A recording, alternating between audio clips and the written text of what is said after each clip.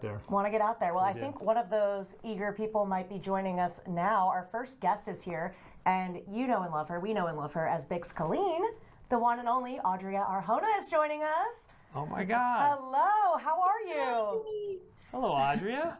How are you? I love your book collection. Look at you. Seriously. Thank you. I can't take credit for this. This is my father's. Oh, okay. I'm in my father's house, which is probably the worst place to do this. So hopefully you won't hear my family in the background. Well, it looks great. Well, thank you so much for being with us today. How excited are you to look back at season 1 and knowing how close we are to season 2 at this point? I can't wait. I'm probably the most eager. I called Tony many times. I'm like, when is the show going to come out? When is it going to come out? I'm just so excited for people to rewatch season 1 and then watch season 2. It is astonishing. Yes. Yeah, well, Mr. Tony. That's you, the master. Well, why don't we look back before we look ahead? We're going to jump into a clip. This is from episode 1, Casa, and this is when Cassian visits Bix and needs a favor. The intro. Here we go. Let's take a look. What? Friend. I love that. I love that. Secret friend. I mean, can you talk about what's kind of going on here, because this is establishing. I was trying to remember, Adria. Was this your audition scene? It was my audition scene. I think so. Yeah. Hard. Go ahead. The scene that you audition with, there's so much pressure. You're like, oh wait, the dynamics that you sort of have to change. But Diego really made the scene on set so fresh and alive for me. You know, I had already done it. There's a TAC Corvette coming in this week. I mean, and from our point of view, the show's point of view, I mean, this is, you know, we want to introduce Ferrex and these. I want a woman who runs her own business, and I don't know if you remember, it's ion conversion nodes and components of great variety is the title of the store, and every one of these stores, every one of these salvage yards in Ferrex has its own business, and she's a boss, you know? She's a boss, and she's taken over the family business, and she's got it all together, and here comes her roachy old boyfriend at his roachiest, right? I love the scene so much because it's probably one of the only times that you really see, you know, her strength. I mean, you see her strength as the season progresses, but that scene is so big. She's such a Phyrexian in that scene. And then from that moment on, just things just start happening to her and happening to her and happening to her. So I hold that scene very dear to my heart. It might be one of my favorites. And it's the scene you audition with, and I always kind of ask people, like, what was your I'm in Star Wars moment? But you're in that scene, there's so much practicality around you. Did you feel that when you stepped onto that set? Oh yeah. We had one day of rehearsal in that space, and I remember, and thank God we had that one day of rehearsal, because I feel like people don't realize we're really trying to play it cool when we're on those sets. We did such an amazing job at creating these worlds and spaces for us that I was just touching every button. I was like a little kid in a playground. I couldn't focus. So I'm really happy we had that rehearsal. So then on the day, I sort of got all of that my Star Wars fan sort of out of the way, and I was able to really be in the world. But it's fascinating just to be in those spaces. Yeah, Tony, you kind of touched on it, but what was important for you to establish in that scene, given that they did have a history? We don't quite know what it is yet when they're introduced. Well, you're always looking for scenes to do as many things as they possibly can. This scene is doing a lot of work. It's an introduction scene in the relationship. It establishes all their prior history in a very quiet way. It establishes the MacGuffin of the show, which will be the Star Path unit that's going to go through. The whole saga. It establishes the economics on Ferrex. It just does many things. I do want to shout out, I think the scene for people who are students of directing, I think Toby Haynes really blocked that scene extraordinarily well. It's a tricky scene. It's a tricky scene to block, and you want to get the whole space, and you want to get your money's worth out of that set that we're never going to go back to, and you want to really meet and see these two people. And I think people who go back and watch it, who are people who are fans of directing, I think it's a really good study into what's really cool about Toby. Absolutely. Let's check out another scene. This one is from episode 3, Reckoning, and this is someone has ratted out Cassian, and Bix finds out it might be someone close to her. Let's have a look. There's a bunch of corpos looking for Cassian. Wilmot saw them. They're down at Martha's. How? What in the name of job has he done this time? Well, let's just talk about that Adria Arjona. All right? Yeah. Because this scene is a very vulnerable scene. It cannot work. I mean, the idea is very fragile. And a lot of discussion. Does he hear? Does he not hear? Where is he? She has to push this scene through. It's all on her. And this is masterful screen acting here right now. She makes this scene work. Look at her, and she's just gonna totally take over. And the moment he sags, it's a truth. Right. And this is actor helping writer to the maximum here. Yeah, he's fantastic here as well. Because, He's really good, James McArdle. Yeah, it's like I hate him. And he's, you know, it's also cool for us that our first betrayal in a show that's about rebellion is really about love. Mm-hmm. You know? Yeah. And sad, and it's a very sad. I mean, it's not hard to feel bad for Tim.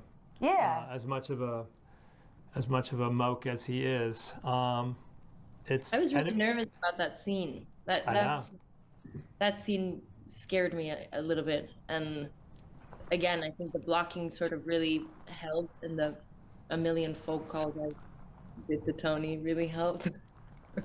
What was the phone call? I just call him all the time. I'm like, Tony, Okay.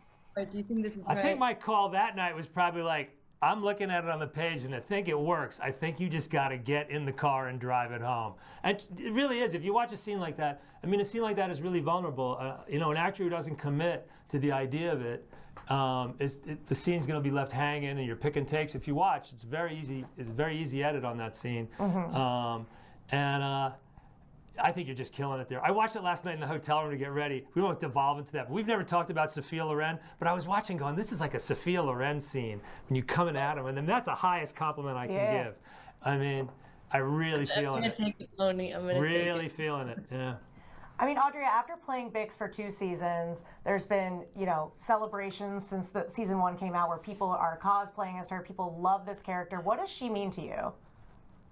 Oh my God, this character means so much. Not the opportunity of being in Andor, in Star Wars, playing this role. I mean, it really sort of changed my life. You know, I think Tony was one of the first people in this industry to ever sort of believe in me, and he gave me the shot to play Bix, and I had never done anything like this before, and it really challenged me as an actor. So not only do I have a lot of my success to thank for this role, I think I think people saw me in a different way and gave me other opportunities thanks to Bix.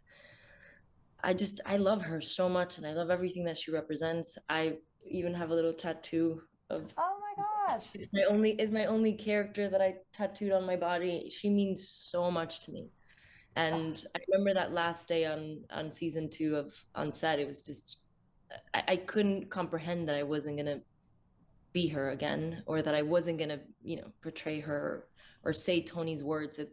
I'm still wrapping myself around that. I mean, I know you can't say much, and Tony's sitting right here, but what can fans expect from Bix in season 2? Oh my God. Oh my God. No, Oh my really. God, that's right. Yeah. No, I think, yeah, we're gonna go for it. Everybody's gonna go for it, but Bix is, man, she has a hard road. Oh yeah. And I remember when I spoke to Tony, towards the end of or getting close to sort of season 2, I had all these questions, and just about, the last time that you see Bix, she's so down in the gutters. She's completely different to what we first saw her in that first clip that in episode 1. And I was just so curious about how she was sort of going to rebuild or not rebuild, or how these things were going to affect her or not. And everything that I could have expected, it was nothing like that. It was way more complex and way more rich than I think my imagination was able to go to. So I read it and I was very excited to play it. And now I'm just so excited for people to watch it. I'm so excited. She's been through so much. Let my girl live. Okay, that's fun. Audrey, do you have a favorite moment, shot of the show? I know that's a huge question. Oh, that's a really hard one, a very hard one to pick. I can tell you one of the things that I really loved filming. It's too hard to pick a shot. I think the torturing scene was one that I really enjoyed filming and digging into. That was probably one of my favorites. And that first scene from episode 1. Those two are my favorite. I had to go with something with Bix because Tony didn't go with someone from Bix, so I picked. Yeah, it would have been. I would have been kind of like. I would have looked like we set it up. No, I don't want to do that. Yeah.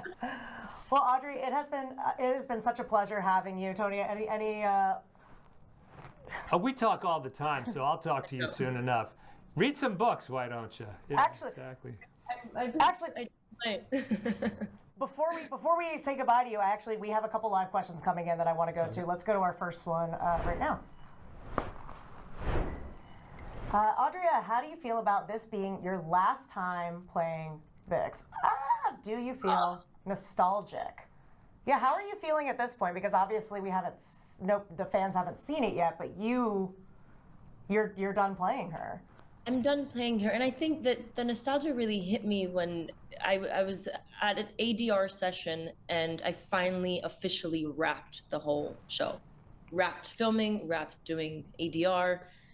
And it hit me, and I stayed in my car and I gave myself 10 seconds to cry a little. And then all that I've been feeling lately is just excitement. After watching it in ADR, and I've watched certain stuff, and I'm just feeling really excited for people to watch season 2. That's where I'm excited. Yeah. Tony, anything to add there? No, go with that. Go with that. Go with that. Let's go to another live question here.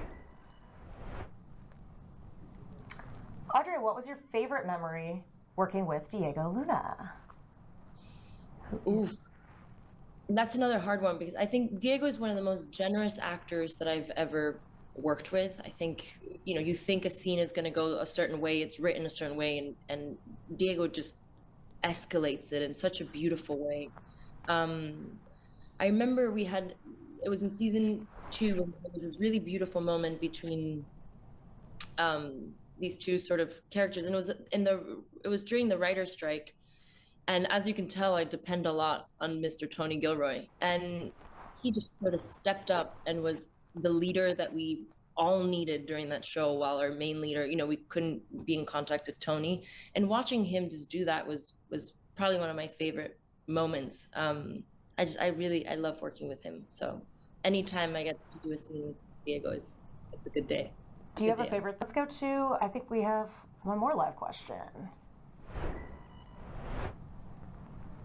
Which character besides the one you play do you feel closest to, and why? That's a great question. Ooh. I think Marva. I think Bix loves Marva and sort of wants to be like her a little bit, and Marva's sort of Bix's hero in my head, just by sort of watching and reading. So I think I would say Marva. Marva. Yeah, I like that. Yeah, I love that. Well, Adria, thank you so much for joining us. Any last words about season 2 before we say goodbye for now? Oh, I'm so scared to say anything, but I'm just really excited for people to watch it. It is, I think Mr. Tony Gilroy and the whole team just really outdid themselves.